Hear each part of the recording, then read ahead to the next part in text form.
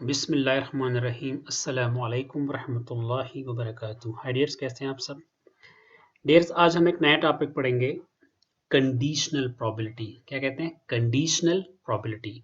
अच्छा, देखिए, अपनी रूटीन लाइफ में, अपनी ज़िंदगी में हम कई ऐसे एक्सपेरिमेंट देखते हैं जहाँ पे कंडीशनल का वर्ड इस्तेमाल होता है। किसका वर्ड इस्तेमाल होता है?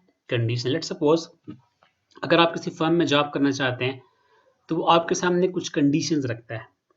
अगर आप उनकी कंडीशंस को, अगर आप उनकी पॉलिसीज को मानते हैं तो आप उस फर्म में काम कर सकते हैं, अदरवाइज आप वहां पे काम नहीं कर सकते। अगर आप किसी बैंक से लोन लेते हैं तो आप उनकी कंडीशन पहले मानेंगे। ठीक है? आपको ऐसे तो लोन नहीं देता ना, कुछ आपकी बातें, वो अगर आपको लोन देगा तो डेफिनेटली आपने उनकी कुछ कंडीशंस माननी है। तो इसका मतलब है कि वहां पे भी कुछ आप पे क्या लग रहे हैं? कंडीशन लग रही है। तो डेफिनेटली कहीं पे तो हम बिल्कुल क्या होते हैं? फ्री हैंड होते हैं, हमें किसी किस्म की जो है वो कंडीशन का सामना करना नहीं पड़ता।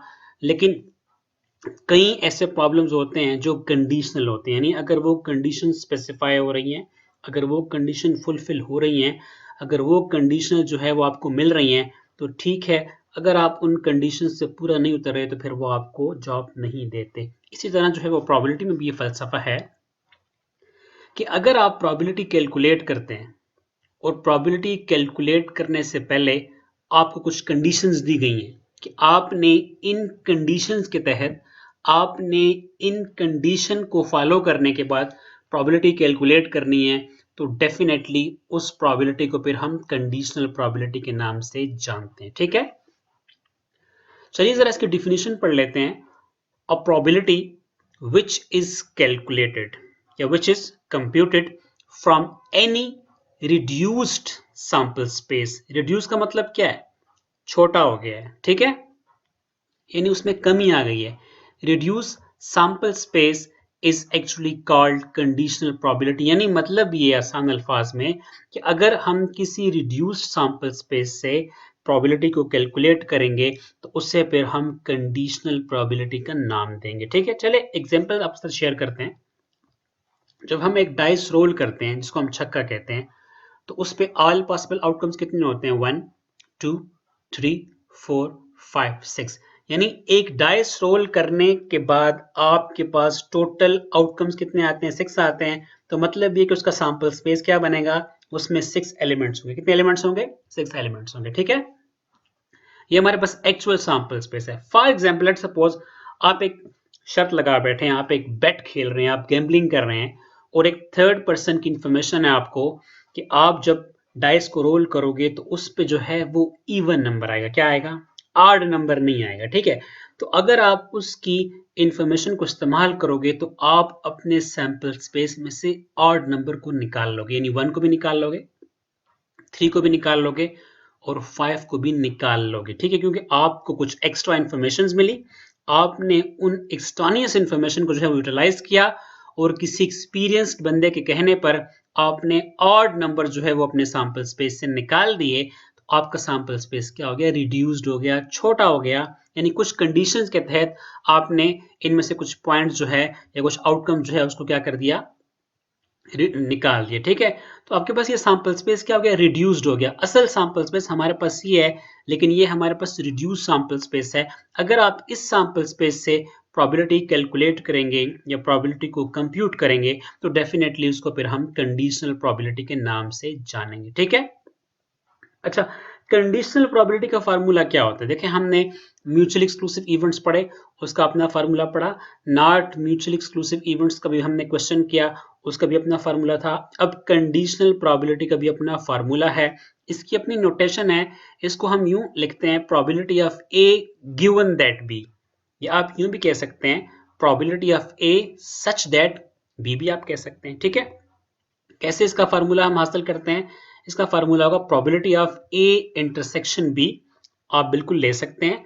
आपके पास दो इवेंट्स होंगे, एक इवेंट्स ए होगा, एक इवेंट बी होगा, उनमें कुछ कॉमन पॉइंट्स आएंगे। उसकी प्रोबेबिलिटी को हम probability of A intersection B से क्या करते हैं? डिनोट करते हैं। और डिनोमिनेटर में क्या आएगा? प्रोबेबिलिटी ऑफ बी आएगा। ठीक है? चलिए अब आपको बताते हैं कि इसमें ए क्या है और बी क्या है। इसमें जो ए है वो हमारे पास कंडीशनल इवेंट है। ये क्या है? ए। मतलब ये कि आपने ए की प्रोबेबिलिटी कैलकुलेट करनी है। यानी ए की प्रोबेबिलिटी आपने कैलकुलेट करनी है, आपसे ए की प्रोबेबिलिटी को कैलकुलेट करने का कहा गया, जबकि बी जो होगा दरअसल ये एक्स्ट्रा इन्फॉर्मेशन जो आपको मिलेंगी ना उसको फिर हम डिनोट करते हैं बी से, ठीक है। यानी बी को हम कंडीशनिंग इवेंट कहते हैं, यानी इसके मुतालिक आपको पहले से किसी ने इंफॉर्मेशन दी है, उस इवेंट को फिर हम कहते हैं कंडीशनिंग इवेंट। और कंडीशनल प्रोबेबिलिटी कैलकुलेट करते हुए जो कंडीशनिंग इवेंट होता है वो हमेशा गिवन दैट के नीचे होता है, यानी सच दैट के नीचे होगा, ठीक है। तो अगर आपसे कोई पूछता है कि व्हाट इज, क्या मतलब है probability of A given that B का, तो आप उसे कह सकते हैं कि हमें बी जो है वो ऑलरेडी गिवन है, इसके मुतालिक हमें इंफॉर्मेशन दी गई है, जबकि इसके होते हुए ए की प्रोबेबिलिटी जब हम कैलकुलेट करेंगे तो उसको हम कंडीशनल प्रोबेबिलिटी कहेंगे। यानी बी आपके पास क्या, दरअसल ये कंडीशंस आपको दी गई है, आपने इस कंडीशन के तहत जो है ए की प्रोबेबिलिटी कैलकुलेट करनी है, ए की प्रोबेबिलिटी कंप्यूट करनी है, ठीक है। इस पर न्यूमेरिकल क्वेश्चन तो हम इंशाल्लाह फिर कल करेंगे। आज आपने प्रैक्टिस करनी है कंडीशनल प्रोबेबिलिटी है क्या, इसकी डिफिनीशन देखनी है, इसके फार्मूले को आपने ऑब्जर्व करना है, इसमें ए क्या है, इसमें बी क्या है, ठीक है। और एक और बात बताते चलें आपको कि हमेशा फार्मूले के जो डिनोमिनेटर पोर्शन है बटा के नीचे वाला, इसमें हमेशा कंडीशनिंग इवेंट की प्रोबेबिलिटी आएगी, वो इवेंट जिसकी मतलब आपको इन्फॉर्मेशन पहले से गिवन होती है, उसकी प्रोबेबिलिटी कहां पे आती है, डिनोमिनेटर में आती है। अच्छा, चलिए आपको एक मिसाल दे देते हैं ताकि आपको कंसेप्ट क्लियर हो जाए। हम स्टूडेंट थे तो हमें भी टीचर ने मिसाल दी थी, लेट सपोज कुछ बच्चे हैं वो खेल रहे हैं, वो क्रिकेट खेल रहे हैं, ठीक है। एक बच्चा जो है वो उसमें शॉट लगाता है और बाल चला जाता है किसी के घर में। अब उसके घर में जो है वो लॉक लगा हुआ है, क्या लगा हुआ है, लॉक लगा हुआ है, ठीक है। तो उसमें एक स्टूडेंट बैठा हुआ है, वो स्टेटिस्टिशियन है, वो अपने दोस्त से कहता है कि what is the probability that you bring the ball from this house, यानी क्या प्रोबेबिलिटी है कि आप इस घर से जो है बाल ले आएंगे, ठीक है। तो दरअसल ये क्या, ये सिंपल प्रोबेबिलिटी है। लेकिन उसके बाद उसे कहता है कि अगर मैं आपको एक लेडर्स प्रोवाइड करूं, क्या प्रोवाइड करूं, लेडर, जिसको हम कहते हैं सीढ़ी, ठीक है। तो what is the probability of bringing the ball from this house if I provided you a ladder, अगर मैं आपको एक लेडर प्रोवाइड कर दूं तो उसके बाद क्या प्रोबेबिलिटी है कि आप इस घर से बाल ले आओगे। तो दरअसल वो लेडर क्या है, वो सीढ़ी क्या है, दरअसल वो उसको कंडीशन दी गई है, यानी इसके तहत अगर आप प्रोबेबिलिटी कैलकुलेट करेंगे तो डेफिनेटली उसको फिर हम कंडीशनल प्रोबेबिलिटी के नाम से जानते हैं। यानी हर वो प्रोबेबिलिटी कि अगर आपको कुछ कंडीशन दी जाती है और उस कंडीशन को इस्तेमाल करके आप प्रोबेबिलिटी कैलकुलेट करते हो तो उसको हम आसान अल्फाज में कंडीशनल प्रोबेबिलिटी के नाम से जानते हैं। इंशाल्लाह कल इस पे हम डिफरेंट क्वेश्चंस करेंगे। अगर कोई मुश्किल हो तो आप कमेंट सेक्शन में हमें बता सकते हैं, मैसेज भी कर सकते हैं।